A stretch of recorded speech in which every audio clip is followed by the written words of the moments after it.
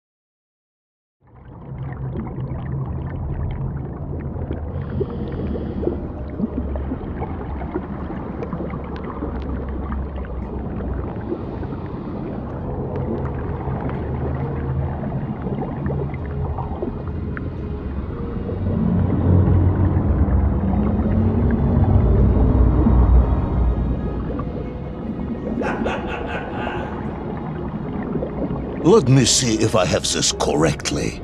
After narrowly failing to apprehend the mad missing explorer Toll and recapture my atomic bomb in your giant snowball, you fell through thin ice and sank to the bottom of a subterranean ocean, discovering along the way that the mind control helmet you had accidentally wedged onto your head enabled you to breathe underwater and resume your pursuit across the seabed.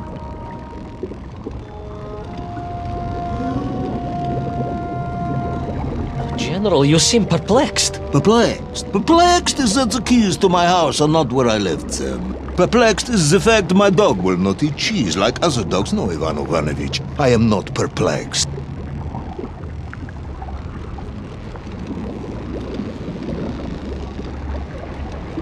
Intrigued, then, perhaps? I'm not sure intrigued is the correct term either. Enraged at being taken for a simpleton? Now that, perhaps, is a better way of describing my current state of mind.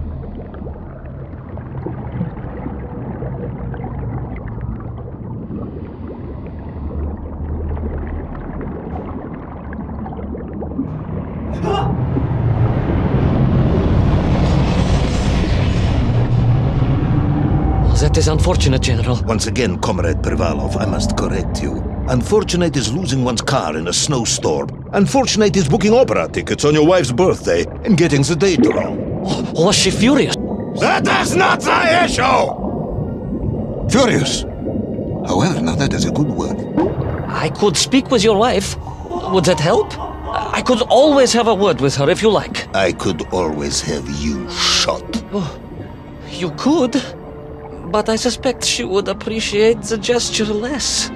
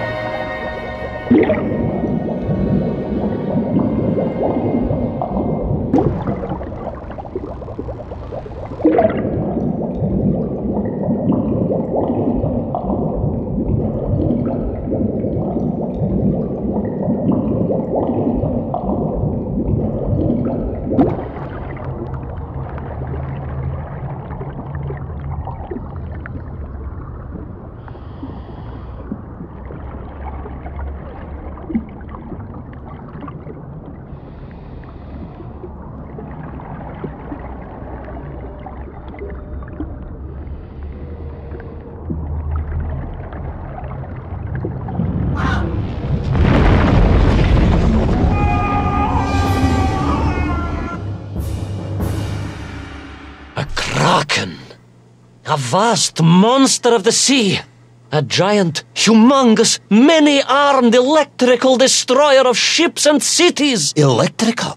Electricity flowed along its horrible body, sparking and stunning all it touched, flowing like deadly rivers along its awful tentacles!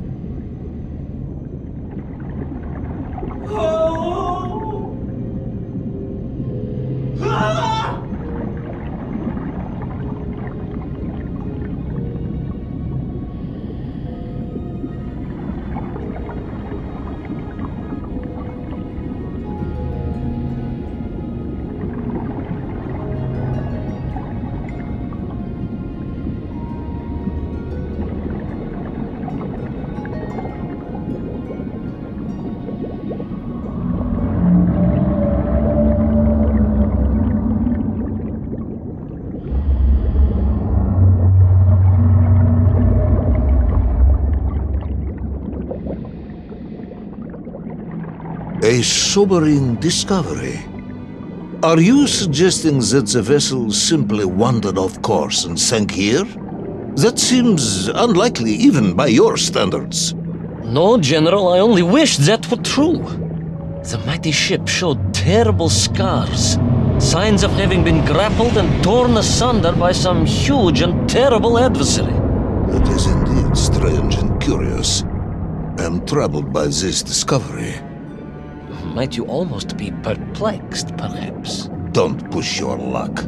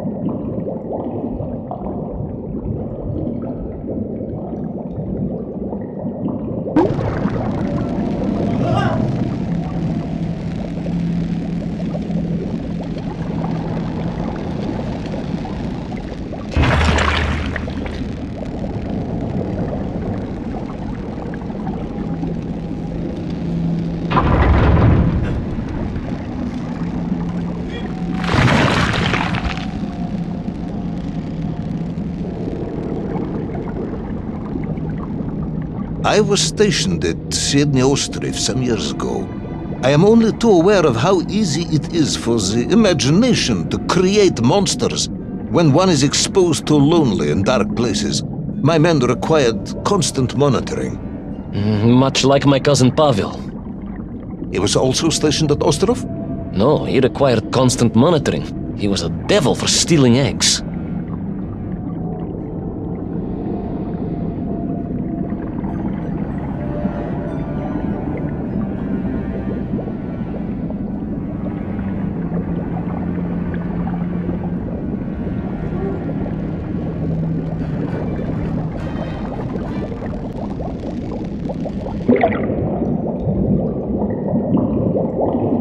I was referring to the fear that something is lurking in the darkness. Something strange, brutish, and ill-intentioned.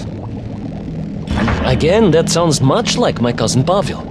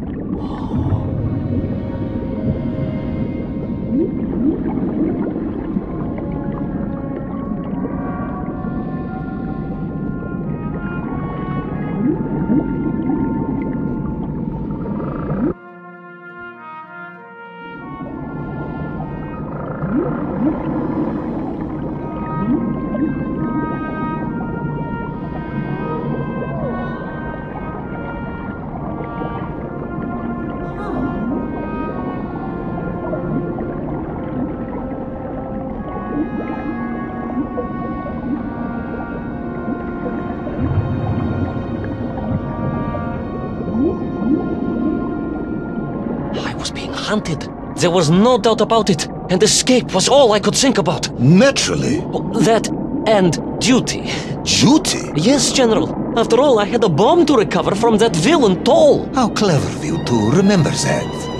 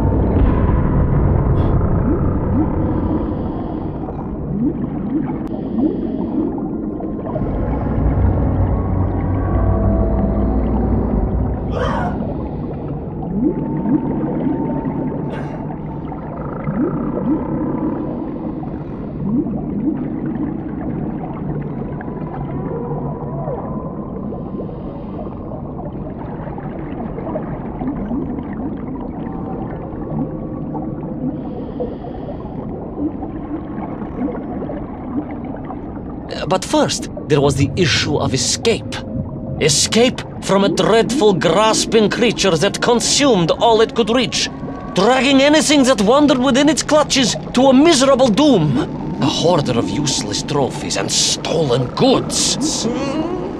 Once again, Tavarish, I suspect you are pursuing a somewhat tortuous metaphor for capitalism, in the misguided hope of appealing to my political ideals.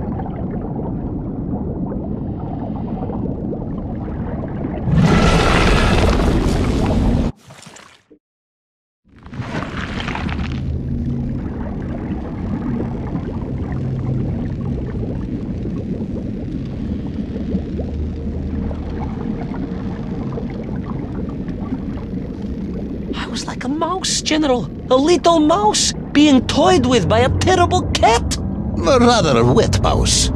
I was like a little underwater mouse. Being stalked by a giant rubbery electrical cat with 8 tentacles. Exactly, General. Good, I'm glad we cleared that up. You may continue.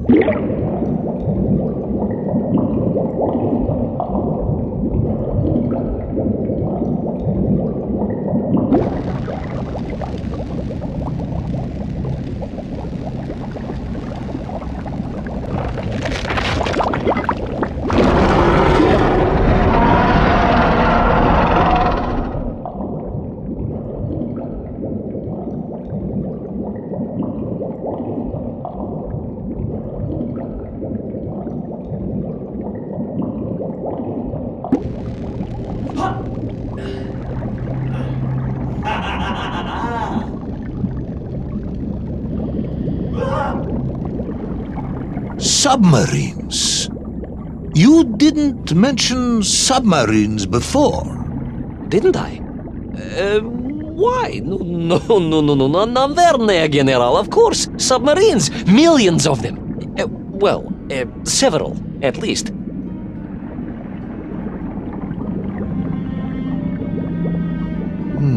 Any particular submarines? Did you see names? Numbers? General, have you lost a submarine? I am not at liberty to answer that question, as you well know. Well, General, losing one's car in a snowstorm is unfortunate, as you say. But to lose a whole submarine, that could be considered careless.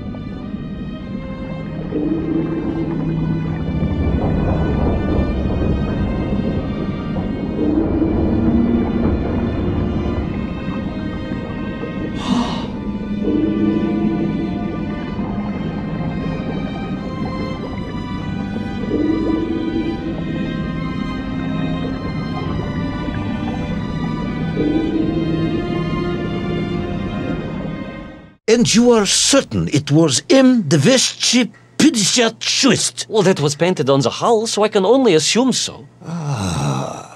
I think I know where this dismal story is going next. You somehow miraculously brought the remaining closed cycle engine online, flooded the torpedo tubes, dispatched the Kraken with one shot, and triumphantly surfaced. No, General. That is not what happened at all. I did indeed make my way to the torpedo tubes, but for a very different purpose. After all, history has taught us that atomic power is not to be toyed with. Much like tired, impatient generals, perhaps. Particularly the perplexed ones. Indeed, General. Or like dogs that will eat no cheese.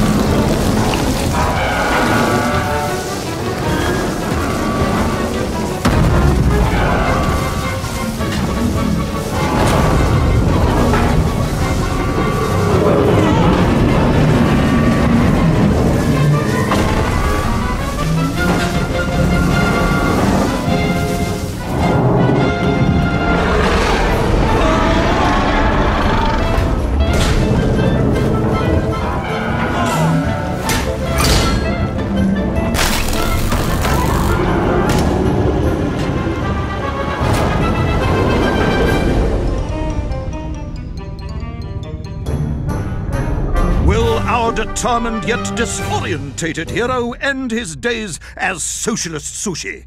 Will his daring exploits be cut tragically short by vengeful calamari? Will the general's wife ever forgive him for missing Ruslan and Lyudmila? And just how many eggs did Pavel steal, and where did he keep them? All of these questions and more may or may not be answered in the next exciting episode of Little Orpheus!